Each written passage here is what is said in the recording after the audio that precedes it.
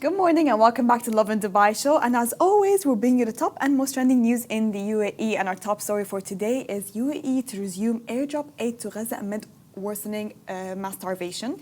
Dubai's 4-day work week has boosted productivity by 87%. And Dubai police extradited 2 criminals to France in global crime crackdown. And a Dubai CEO has created a campaign to distribute water bottles to delivery riders. And later on the show, we're going to be joined by Camila Rud, the relatable mom navigating life abroad and mom life and married life. And in today's rapid weather report, it's mostly sunny with temperatures ranging from 34 to 42 Celsius. Hey Massa, how was your weekend? My weekend was so good. You know, I got a haircut.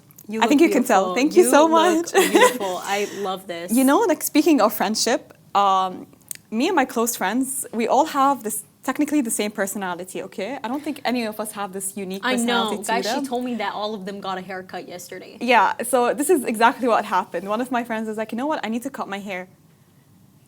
And me and my other friend Judy said, you know what, maybe we should all go get a haircut. Period. So we all went together, got a haircut, you know? Wait, in the same salon? Same salon. Oh, that's cute. Yes. We have no personalities. But speaking of friendships, there was this new study led by Lovin Dubai. The name of the study is Dunbar's number. Basically, he said that study finds women often lose to 2 to 3 friends when entering a new relationship.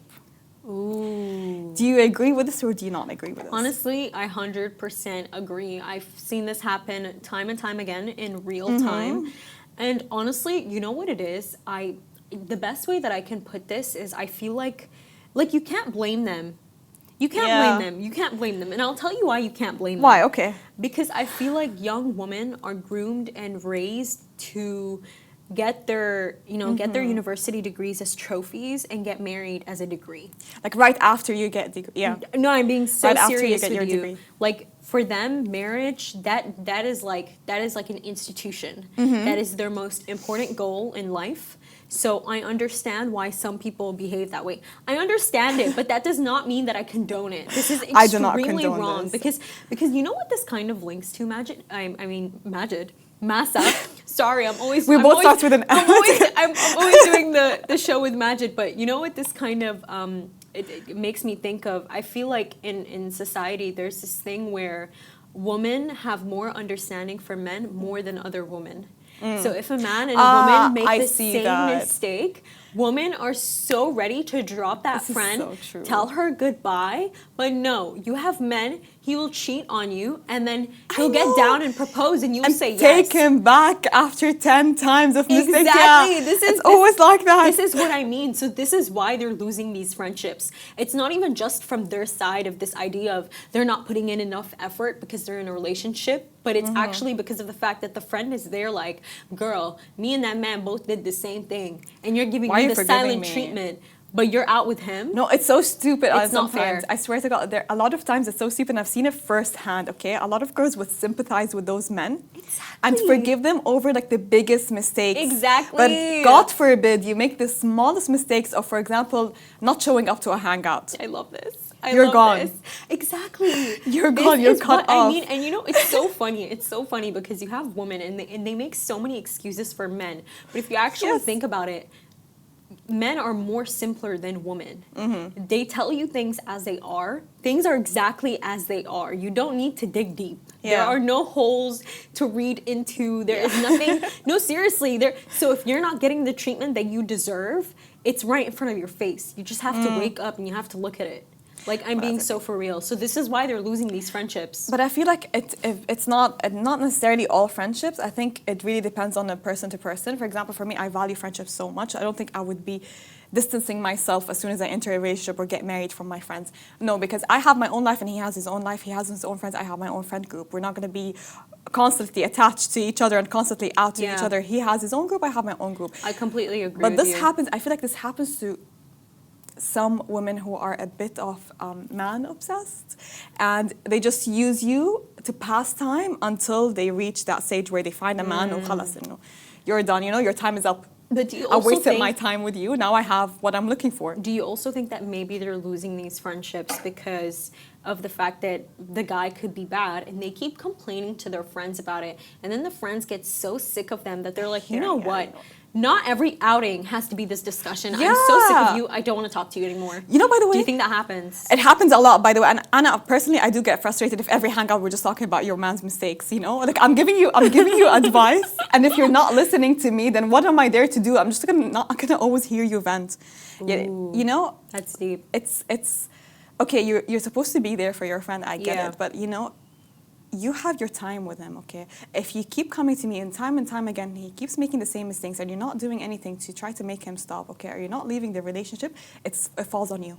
Exactly. Also, you know why they might be also losing these friendships? I think we had this discussion before. You know, their life revolves around this man now. No, but you know how women do this thing where it's like every single thing that you tell them when they have a boyfriend, they go and tell him everything? Remember when we had this discussion? Yeah, we had that discussion. If you change your hair color, they will tell their man.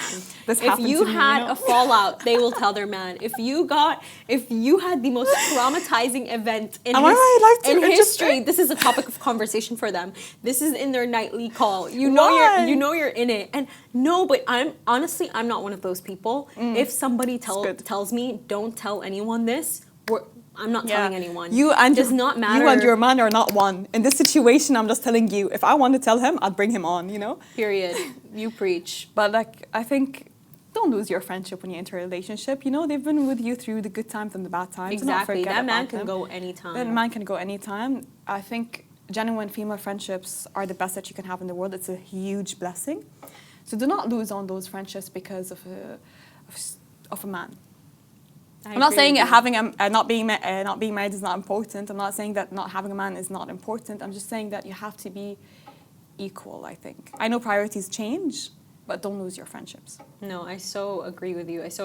But, you know, just to wrap up the conversation now and get into our main stories of the day. Firstly, we're going to be discussing how the UAE has once again resumed its airdrops to Gaza. So essentially, you know, this is breaking news essentially as the mass starvation in Gaza continues. His Highness Sheikh Abdullah bin Zayed confirmed the decision in an official statement, reaffirming the UAE's commitment to delivering life-saving relief by land, air, and sea to Palestinians in need. So the situation in Gaza has reached a critical stage and the UAE is once again mobilizing urgent support. The country has played a leading role since the onset of the crisis. So one of the key initiatives has been the Birds of Goodness operation, which delivered food and medical aid by both air and sea. So the renewed airdrops mark a continued effort to provide immediate humanitarian assistance. The UAE's actions underscore its broader commitment to humanitarian relief across the region. So we'll continue to monitor the situation and bring you the latest updates as they unfold. I think we really need to be grateful and appreciate this effort that the UAE has been putting in helping the Gaza relief. We had Tarahum for Gaza. More than 240,000 volunteers volunteered. The Birds of Goodness has been happening since the early of 2024.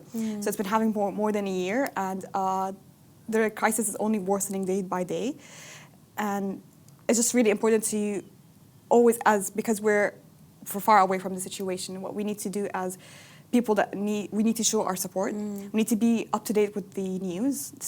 Because right now with the amount of the crisis, we're not really receiving a lot of information. You have to search for it right now. Yeah. Before we used to get it more, it was easier to get those information about Gaza, but right now you have to dig to find it. So I think it's our responsibility to know what's happening, to be aware of what's happening, to try to increase awareness of the situation. No, I completely agree with you. And I think, you know, to the people who are out there saying, hey, like, you know, I have 200 followers, 250 followers. There is no reason for me to speak up. I don't have an audience. Yeah. That is not an excuse because, you know, we're living in the kind of society where when every single person is speaking about something, the public sentiment of leaders worldwide does change. Exactly. It 100% does change. And let's move on to our next story of the day. Dubai's 4-day work week boosted productivity by 87%. So Dubai's Our Flexible Summer initiative is proving to be a game changer for government employees launched in 2024. So the scheme allowed staff to work just 4 days a week during the summer months. So this year's results are in, and they are impressive. The Dubai Government Human Resources Department reported an 87% boost in task completion and 96% jump in customer service, with 0 complaints and a 98% increase in employee happiness and enthusiasm. The idea came from Dr. Mohammed Sahel Al-Mahiri, who has now been honored by DGHR for his innovative approach to improving workplace efficiency. So with such success, the initiative is back again this summer, proving that shorter week can mean happier employees and better results. Oh, wow. By the way, this is so amazing. It's amazing, but it's only for governmental employees. I know, I'm so jealous. Honestly, I am. But if I put the question out for you, okay, if you had the option to either work 4 days a week, right, or 5 days a week but shorter time, so let's say 6 hours a day, which one would you pick? Ooh. Girl, I am in for the 6 hours a day. Really? 6 hours a day? Would you not rather have That's 3 perfect. days? Oh my God, that is a tough question. No, I would rather, honestly, I would rather do 6 hours a day for 5 days, because I feel like this thing does happen to me where during the work week, like I have a long holiday where I feel like I like disappeared, I logged off. So I feel like I'm most productive midway of the week, after building my momentum again. So if I just have 4 days of the week, that is not enough time for me to build momentum. Does that make sense? And it might lead you to do a little bit more overtime if you need to get everything done before the weekend starts. Exactly. This is what I mean. But also, if you think about it, like if you had 3 days off, let's say Friday is the day where you hang out, okay, Saturday for family, and then Sunday for errands. Or Sunday for bed rotting. Or bed rotting, yeah. Like, you know, Masa, every single time I have an outing in the weekend, I hate going out on Sundays, by the way, because I hate that I can't debrief the next day. Oh, And I know for what the you people, mean. And for the people asking, what is a debrief is like, say me and Mas go out for dinner. Next morning, we discuss how much we loved it.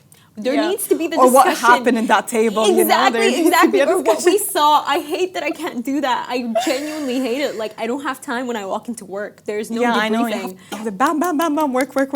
Yeah. Exactly. So, no, I would definitely do 5 days. I don't think I would do 4 days. But if it was an option, like, hey, I would not say no. You know, there's worse things to be forced into in life. True. But I think it's just the summer, our summer flexible is just an amazing initiative. I wish I could be part of it. But I'd rather have 3 days for me. I feel like I can split my time really properly. It just helps a lot. And maybe for Sunday you can just, like you said, for bed rotting and running errands, and then Masa, you know what this reminds me of? Remember in Ramadan when we used to leave work early? Remember when, like, if you start at 2, you can leave at, if you start at 8 a.m., you can leave at 2 p.m. Yeah. If you start at 9, you can leave at 3 p.m. You know what was crazy? I got all my work done within that time. Really? Okay. I'm being serious. I got all my work done. So I feel like this is such a psychological game. If you tell yourself, I am leaving at this time, so I need to get things done. You will work quicker and you will accommodate to that time. But I feel like when you have more time, you have more time to overthink things. You have more time to actually do it. So your body, I feel like, is just psychologically slower. Yeah. I truly do believe that. Or maybe because work becomes a bit less during Ramadan because we don't have a lot of things going on. Really? Yeah. No. It does get less. No, it was. But during Ramadan, I was not productive at all. Like, as soon as I'm home, I'll be sleeping until it's iftar time, and then my day starts at night.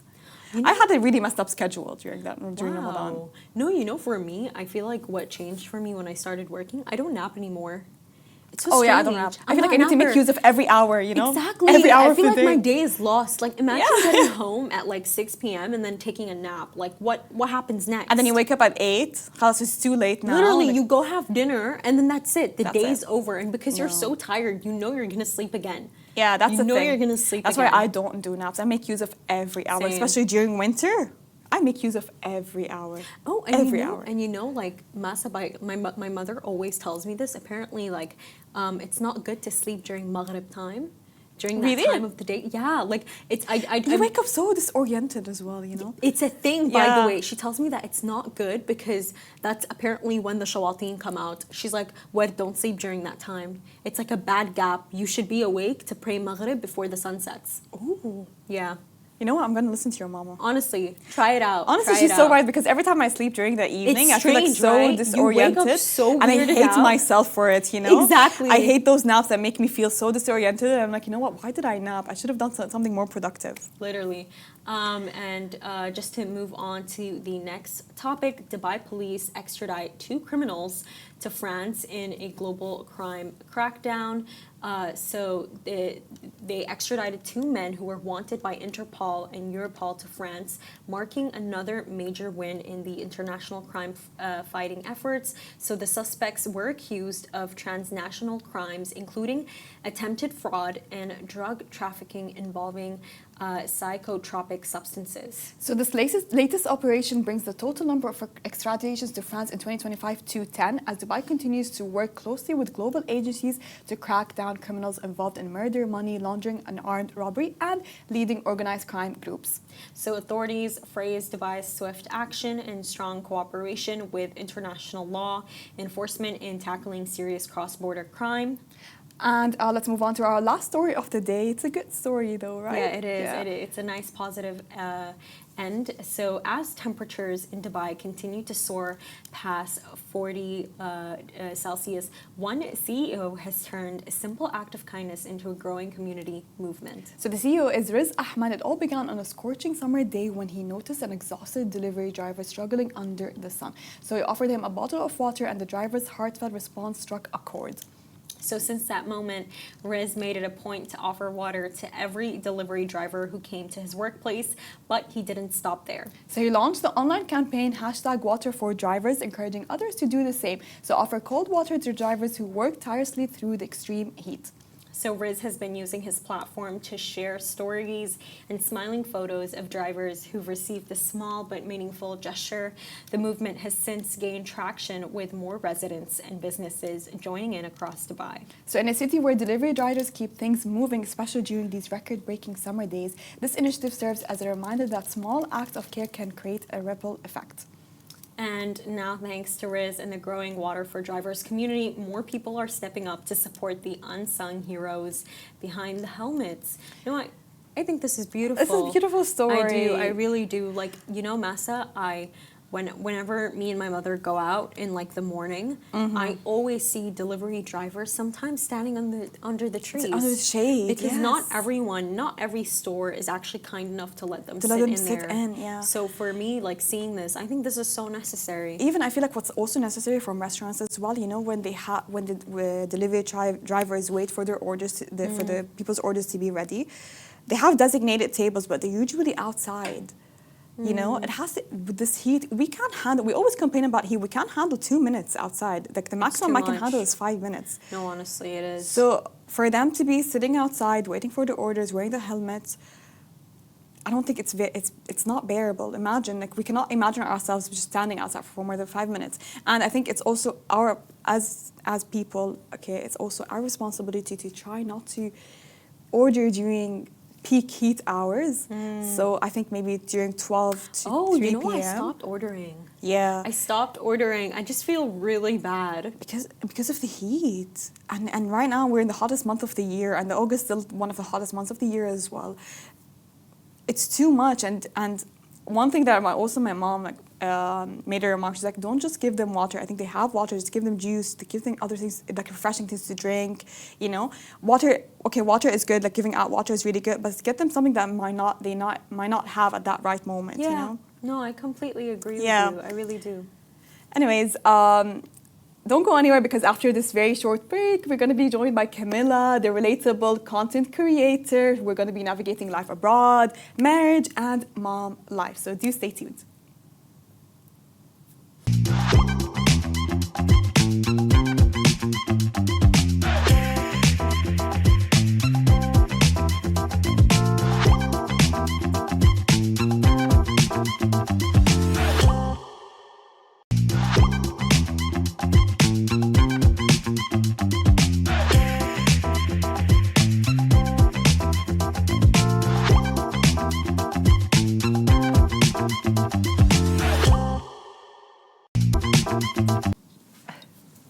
Welcome back to Lovin Dubai show. Today's guest is Camila Rud, a British content creator and a podcast host who shares her fun, honest take on motherhood, marriage, and life abroad. So from relatable moments to big life changes, Camila has built a community that loves her humor and authenticity. Welcome to the show. Thanks for having me. Thank you so much for being here. It's lovely having you on the show today morning. But let's start from the beginning. Okay. What inspired you to start posting online?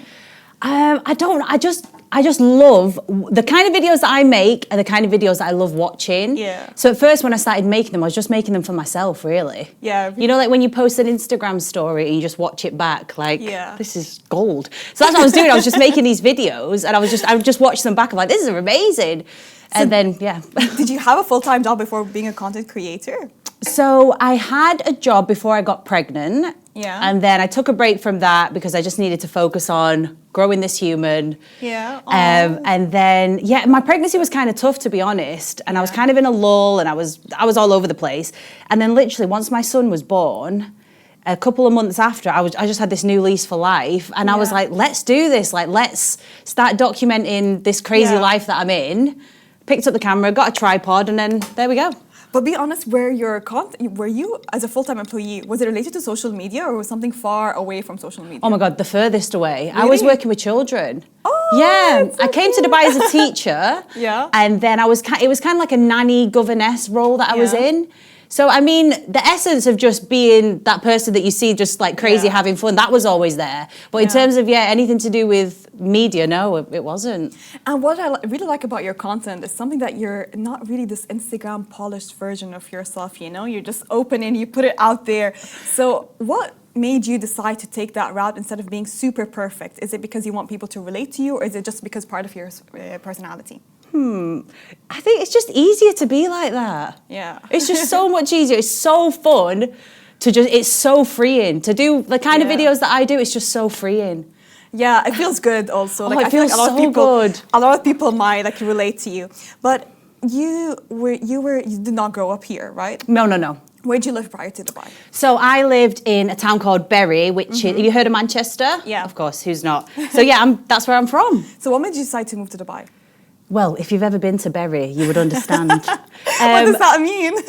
Let's not get into it. No, but I just wanted, when I was like early 20s, I was like, I'm destined for something bigger here. I'm destined for some good weather and some good money. Yeah. So, so I heard about Dubai. This was like back in 2015, 2014. And then I just heard about Dubai. I heard that it's just this magical place. The money's great, sun all the time. And I was like, that needs to be me. And how long did you live here for Dubai now?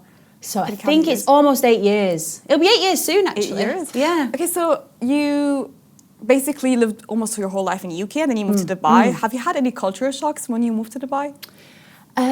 Culture shocks. Yeah, probably just how like prim and proper things are. Yeah. In a good way, you know? Yeah. Like the UK, I'm not slagging off the UK, but the UK, I don't know, just the way things are done, there's there's less litter, there's no crime, it's just things are just in order here. So that's a big difference from the UK. So how would you compare raising a family in the UK to Dubai? Which is easier, which is better? Where would you prefer to raise a family? Okay, so they've both got pros and cons. Pros and cons. No worries. I would say like the big benefit about living in Dubai is just how safe it is. Yeah, true. But I do miss like obviously family. I think every expat Everyone out here. misses the family, yeah. Yeah. I grew up here in Dubai and I feel like it's just for me, if I come to think about it, I would raise my family here. Yeah. It just feels safer and it feels like you're open to a lot of nationalities. It's just makes you tolerate it a bit more, you know? But when being super unpolished and super honest and super transparent with your content, where do you draw the line? It's like, you know what, I'm not going to be sharing this, but or do you like to just share whatever you see in front of you? Or when do you decide that this content is not meant to be shared, it's meant to be private? Right, yeah, good. When it's too much, probably, oh God, just anything like mega, do you know what, probably like being drunk. I don't trust myself to be like drunk on camera. That would probably be too much. I don't know, like, because I do like putting most stuff out there. Yeah, I don't know, maybe just like super, I don't know. I do put quite a lot out there. But yeah, maybe like anything that's just super embarrassing or incriminating. Have you received any backlash for something you posted, or people just love it? Yeah, a little bit. Some people, I can't even remember. Do you know what? If anyone posts anything like negative, I either delete it or just literally just try and get it out of my mind. So do you read comments usually, or do you just move past it? Or do you just post without reading comments? No, I post and then I like hang around, and then I do like to read the comments, to be honest. I like to interact with people because I just think if you're taking the time to write a nice comment, it's nice to just like interact, you know. True, yeah. What about hate comments? Usually, does it affect you, or do you just delete them? Yeah, like if people give me like a nasty comment, my instant reaction is to like stick up for myself or like give them like a sassy comment back. But it's just not worth my time. But it's fun, I feel. It is fun. And sometimes I write a good comeback and then I delete it. It's just not worth my time because then I'll be there for ages. But I feel like your page is full of positivity. Why would anyone want to write any bad comments? Exactly. Especially it's a family content. I know. People are just like that. People are just trolls. So your content is usually mom content, usually family content. What would you say is your biggest mom hack for new moms? Oh my God, no, I don't have any hacks. I think my biggest hack for new mums is to remember whatever not bad, but whatever troubles you're going through, it'll just pass. It will pass. It won't feel like it'll pass. It'll feel like, oh my God, this is never going to end. But within a week or a month or like over time, like it's like seasons. Whatever like struggles you're going through, it will pass. Like it all just comes in waves. Do you have any personal experience you'd like to share, maybe? Oh God, how long have you got? I don't, just like sleep. My baby struggled with sleep, but then that got better. And for me, breastfeeding, that was so hard at the beginning, and then it got better. And we were traveling a lot, time differences. Things get hard, and then you all learn. And why would you say it's really important to have a supportive partner in terms of having a baby or a family? Oh God, yeah. Be careful who you're having a baby with because it's so important. Like, I don't know. It's whoever your partner is. Just make sure you guys communicate and. I don't know, I feel so corny giving tips because I'm just winging it. I don't know what I'm doing. I'm just every day. No one knows what they're doing, Exactly. honestly. And do you know what? Maybe that's the biggest takeaway. No one knows what they're doing. We're all just surviving. You know what? Ignore those Instagram polished pictures. Just follow Camila. Yeah. She'll give you the real reality. I feel like no one knows what they're doing, really, if you think about it. You know? We're just figuring it out. Everyone is a new mom, technically. And just figuring it out. Every baby is different. Every family is different. Exactly. You're different. Yeah. The schedule of babies, you can't really relate to each other. So you're British. I'm British, yeah. Your husband is American, right? Yes. How did that come together? We met through a mutual friend. Okay. And then we just really clicked. No hatred? Did you not fight over chips and fries? We do at the beginning. It was a bit like, you know, some words are different. He's saying different. But no, we just really, really clicked. And I was surprised because sometimes like American humour or Americanisms. Yeah. I prefer British humour. British humour's good. What do you like about British humour? I think it's dark. Ooh. Yeah, it's sarcastic. Very sarcastic. Yeah. Well, I was just in the States and sometimes like in like a social setting, I'd give a bit of sarcasm or a bit of like dry humour and it would just go over people's heads and you're just like, I have to hold myself here. Yeah. But you're right though, British humour it's quite unique. It's unique, it's dark, I like it. I think you have to have like thick skin to be able to accept it, you know? Yeah, oh yeah, okay. Yeah. My family, we lived in UK for a while. Oh, maybe nice. That's why. Whereabouts did you live? Let's not mention this. Okay. I'll tell you later. So you're on social media. We see trends come and go. Okay. But in terms of motherhood trends, have you ever seen a trend that you absolutely hate? You know what? You wanted off of social media. Oh God. Related to motherhood, related to family. No, I don't think I have. Yeah. That I don't like. No, honestly, I don't even know. No, I think I like it all, I guess. Yeah. Do you know what? My algorithm isn't too much about like motherhood and stuff. Really? It's all just like a bit. It's just like people like falling over, people just being silly, fails. You know what? That's good. Yeah, it is. Yeah, you don't want to see other content creators like doing motherhood. So I know you don't want to be corny, but I'm just going to ask you a question. Okay, all right, let's do it. What would you say is the most surprising lesson you've learned about yourself ever since you became a mother? The most surprising lesson is how patient I can be. Yeah. You know, sometimes I'm like, wow, I'm using a lot of strength here that I didn't actually know I had. But probably just like the patience that comes with being a mum.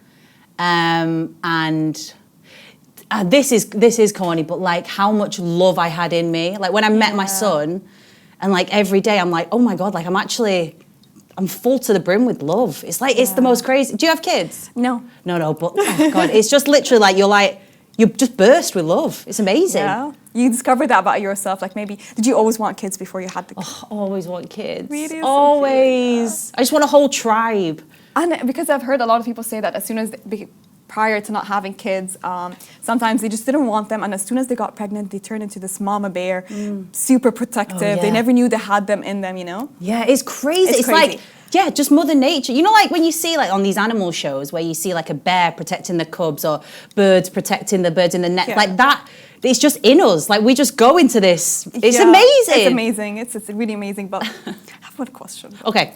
Does your child ever watch Coco, the Melon or Lemon? Coco Melon. We're more of a Miss Rachel household. Do you know Miss Rachel? I was just about to ask you about Miss Rachel. Miss Rachel is a fully third member of my family. She's right up there. Oh God! Like this Miss Rachel is still making money off of everyone. Oh, she deserves it all. I've heard she's got a Bugatti. She deserves it. Get her another one. Yeah. But she's so cute. I feel like it's in every part of people's houses. So it's Miss Rachel or Coco Melon. Yeah. Why are you not taking the Coco Melon round? It's a dangerous route to go down. And there's only so many nursery rhymes I can handle. I can just about... Miss Rachel, She's so cute, Miss Rachel. We love her. She's so cute. Yeah. She is so cute. I use it in like for instance, last night, because we're getting used to the jet lag. We're using this new time difference. So we were trying to keep him up a little bit later last night, and we were in the trenches. We were, we were shaking everything. We were clapping. And I went, Jim, just get Miss Rachel on. Just get her on. God bless you, Miss Rachel. Yeah, God bless. She pops up in our moments of need.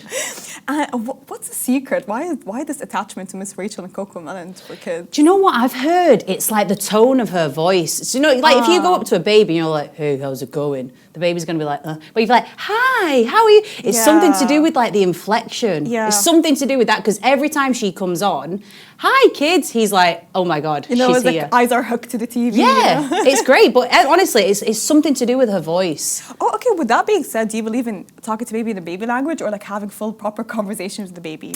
Yeah, so baby language is definitely, there's a time and place for both. Yeah. Sometimes if I'm just, I don't know, if I'm cooking and I'll just have a chat with him because I think it's quite funny. Like, you will not believe, And I just talk to him like he's a normal person. And it's quite funny because he just looks at you like, what are you on about? But something might stick. Yeah, something will stick, by the way. They'll just develop that. I'll have it. I think your baby was going to get your humor, though. Oh, let's hope. Yeah, let's hope. So what would you say, have you posted any like mom fails on social media that people tend to relate to and love? Mum fails? Yeah.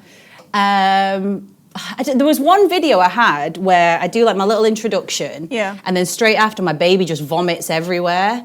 He just, I must have been feeding him, and then he just went bleh and was sick. And a lot of people comment about that. They were like, oh, they just loved that. They just loved, I don't know. You need to make me want kids, not want to have them. It was funny. It was cute. Oh, it was only a little bit sick. Look at your baby. He's so cute, mashallah. How that old is your so baby? funny. Look at him. Oh, on the boat. Where is, Frankie.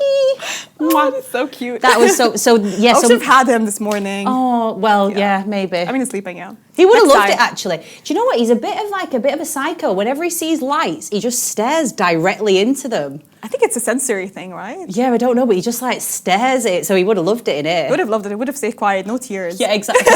So what is one thing that you wish people truly knew about motherhood? That it's tiring. It's really, really tiring. Is it true that you need a village or? Yeah, you need a village. Where is this village? Is there like a helpline number for the village? I could do with some of that village. Yeah. Well, this is what I mean, Miss Rachel. She's my online village. It's tiring, but it's literally the best thing ever. I think, it's just, honestly, it's the best thing ever. It's exhausting, it's tiring, but it's the best thing ever. You're an expat yourself. Have you found any groups here in the UAE like mom groups, or have you joined those, or is it tough to find?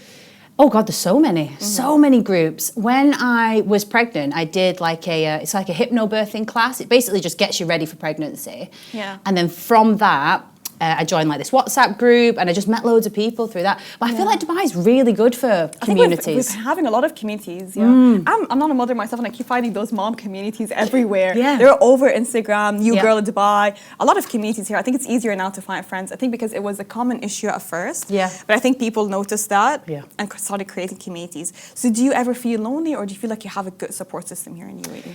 Yeah, I've got a good support system. When I first moved out here, I was so lucky because I had one friend who I was really close with, and she introduced me to like just loads and loads of people, and we lived in this 4-bedroom apartment in the marina. We were so sociable, and so from that, I feel like I really anchored down like a real strong base of friends. Thank God. And then, so I'm really lucky in that regard. So what would be one piece of advice for the audience or the moms that want to be content creators, but like it's difficult for them to juggle marriage, mom life, and content creation? Oh my God. I just think if you enjoy it, just do it. Honestly, just do it. And any insecurity you've got, I promise you, no one cares. And if they care, so what if they care? Like, don't let...